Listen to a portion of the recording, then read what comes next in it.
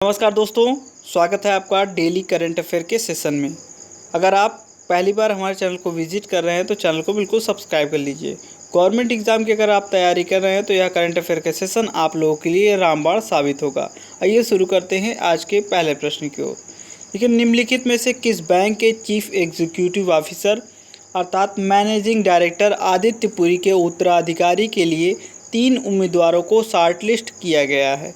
तो HDFC bank के 3 उम्मीदवारों को शॉर्टलिस्ट हाल ही में किया गया है। अब देखिए, RBI को इसका ज्ञापन भेज दिया गया है इन शॉर्टलिस्टों के नामों का। तो दोस्तों, आपसे पूछा जा सकता है HDFC के बारे में और RBI के बारे में। देखिए, HDFC की बात करते हैं दोस्तों, इसका हेडक्वार्टर आपको पता होना चाहिए मुंबई में है। और इसकी स्थापना कब हुई थी दोस्तों? तो 1994 में हुई थी। अभी प्रेजेंट टाइम में इसके चेयरमैन कौन है? तो CM वासुदेव जी हैं। और संस्थापक की बात करते हैं दोस्तों तो विभु वर्गीज जी हैं। देखिए, बात यहाँ पर RBI की भी हुई है। तो RBI आपको पता होना चाहिए दोस्तों, रिजर्व बैंक ऑफ इंडिया। 1 अप्रैल 1935 में इसकी स्थापना हुई थी और दोस्तों यह कलकत्ता में इसकी स्थापना की गई थी। इसके बाद बात करते हैं दोस्तों हेडक्वार्टर। तो हेडक्वार्टर यहाँ दोस्तों मुंबई में है। और यहाँ पर प्रेजेंट टाइम में गवर्नर कौन है? तो दोस्तों 25वें नंबर के गवर्नर हैं आपके शक्तिकांत दास दोस्तों। अब ये RBI का वर्क क्या होता है? तो दोस्तों यह कार्य करती है जो आपके इंडियन रुपीज़ की जो कंट्रोलिंग होती है उसकी वर्किंग देखती है। इसके साथ साथ जो इम्पोर्टेंट स्कीम होती है गवर्नमेंट की उसमें भी यह पार्टीशन करती है दोस्तों। अब इस प्रश्न से संबंधित इतनी चीज़ें आपको याद होनी चाहिए। अब अगले प्रश्न की ओर देखते हैं दोस्तों। निम्नलिखित में से किस राज्य की भाजपा सरकार में 5 मंत्री कमल पटेल, मीना सिंह, नरोत्तम मिश्रा, तुलसी सिलावट और गोविंद राजपूत ने मंत्री पद की शपथ ली है? तो दोस्तों अभी हाल ही में आपको पता चला होगा कि मध्य प्रदेश सरकार में बदलाव हुआ है। पहले इसमें कांग्रेस सरकार थी सत्ता में, लेकिन अब प्रेजेंट टाइम में यहाँ पर BJP सरकार ने सत्ता संभाली है और उसी में यहाँ पर नए 5 मंत्रियों ने शपथ ली है, जिनमें से आपको नाम याद रखना है कमल पटेल, मीना सिंह, नरोत्तम मिश्रा और तुलसी सिलावट। और उसके साथ साथ गोविंद राजपूत ने शपथ ले ली है। ज्योतिराज सिंधिया गुट ने इसी की शपथ दिला दी है। देखिए, बात हुई है मध्य प्रदेश की दोस्तों। तो मध्य प्रदेश दोस्तों CM आपको याद रखना है शिवराज सिंह चौहान बन चुके हैं। इसके पहले दोस्तों कमलनाथ जी थे और अब शिवराज सिंह चौहान हैं। देखिए, गवर्नर पूछा जाएगा तो आपको याद रखना है लालजी टंडन दोस्तों गवर्नर हैं यहाँ पर। अब नेशनल पार्क दोस्तों कोई पूछ लिया जाता है यहाँ पर। तो दोस्तों अब नेशनल बांधवगढ़ राष्ट्रीय उद्यान, कान्हा राष्ट्रीय उद्यान, इसके साथ साथ पन्ना, पेंच, सतपुड़ा हो गया, संजय गांधी नेशनल पार्क, ये सब आपके यहाँ इनके मेन और इम्पॉर्टेंट है दोस्तों। कैपिटल आपको पता ही होगा भोपाल है। और दोस्तों भीमबेटका की गुफाएं भी यहीं पर स्थित हैं। पंचवटी, खजुराहो का मंदिर, सांची का स्तूप, ग्वालियर का किला, ये सब आपके मध्य प्रदेश में ही स्थित हैं। तो इस प्रश्न संबंधित इतनी चीज़ें आपको याद रखनी है। देखिए दोस्तों, अगर चैनल पसंद आया तो लाइक शेयर सब्सक्राइब अवश्य करें।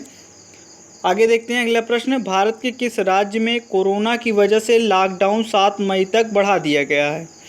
तो अभी हाल ही में तेलंगाना सरकार ने 7 मई तक कोरोना की वजह से लॉकडाउन को बढ़ा दिया है।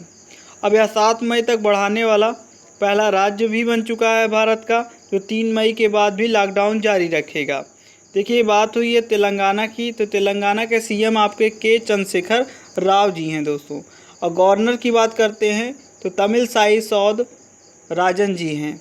देखिए, नेशनल पार्क इम्पोर्टेंट है यहाँ का। तो मृगा वानी दोस्तों नेशनल पार्क है। और तेलंगाना दोस्तों 2014 में आंध्र प्रदेश से अलग होकर 29वां राज्य बना था भारत का। और यहाँ की कैपिटल अभी हैदराबाद है। 10 साल की कैपिटल दोस्तों हैदराबाद आपकी आंध्र प्रदेश और तेलंगाना की कंबाइंड कैपिटल है, संयुक्त कैपिटल है। इसके उपरांत आंध्र प्रदेश की कैपिटल अमरावती हो जाएगी और तेलंगाना की हैदराबाद ही रह जाएगी दोस्तों। तो इतनी चीज़ें भी आपको इस प्रश्न से संबंधित याद रखनी है। देखते हैं अगला प्रश्न। भारतीय बैडमिंटन संघ किसने मिलकर पहला ऑनलाइन कोच विकास कार्यक्रम शुरू किया है? तो बात करते हैं भारतीय बैडमिंटन संघ और भारतीय खेल प्राधिकरण के साथ मिलकर ऑनलाइन कोच विकास कार्यक्रम शुरू किया है।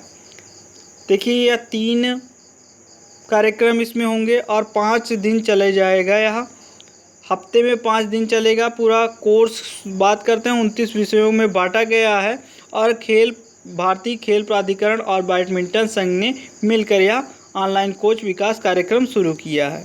तो इसका आंसर है भारतीय खेल प्राधिकरण।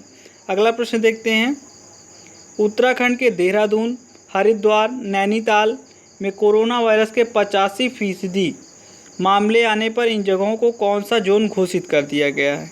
तो 85% यहाँ पर मामले दिखाई दिए हैं, इसलिए रेड जोन घोषित कर दिया गया है। तो इसका सी आंसर राइट होगा।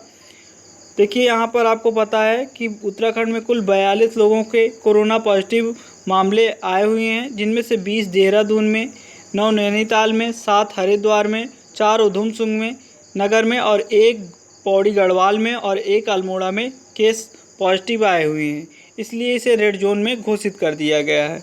और बात हुई है दोस्तों उत्तराखंड की, तो उत्तराखंड में आपको पता है दोस्तों, यहाँ पर सबसे ज़्यादा प्रश्न पूछा जाता है कि फूलों की घाटी कहाँ है। तो उत्तराखंड में दोस्तों फूलों की घाटी है, लेकिन इसी से रिलेट करके आपको पता रहना चाहिए कि शांत घाटी कहाँ है। तो शांत घाटी केरल में स्थित है दोस्तों। अब देखिए, अब इसके साथ साथ राजाजी राष्ट्रीय उद्यान, नंदा देवी, ये सब आपके उत्तराखंड में ही स्थित है। सीएम दोस्तों यहाँ के त्रिवेंद्र सिंह रावत जी हैं। गवर्नर की बात करते हैं तो बेबी रानी मौर्य हैं।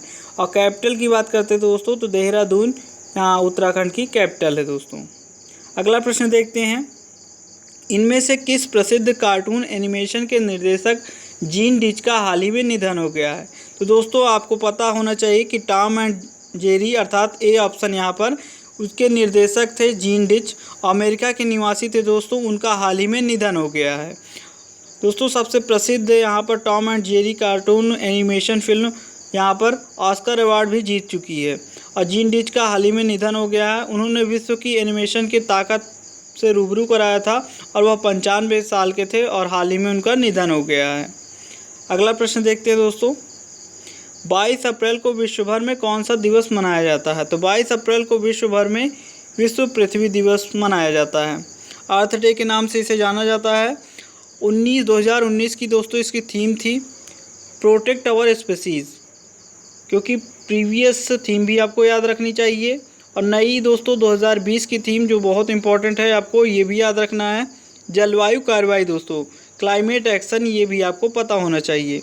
इसके साथ साथ दोस्तों आपको बता दें कि यहाँ पर पृथ्वी दिवस मनाया क्यों जाता है। तो पृथ्वी दिवस जो है जीवन संपदा को बचाने के लिए व पर्यावरण को ठीक रखने से के बारे में जागरूकता पैदा करने के लिए यह दिवस मनाया जाता है।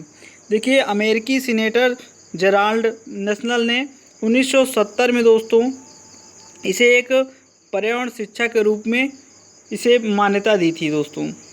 और तब से यह बार हर साल 22 अप्रैल को मनाया जाता है।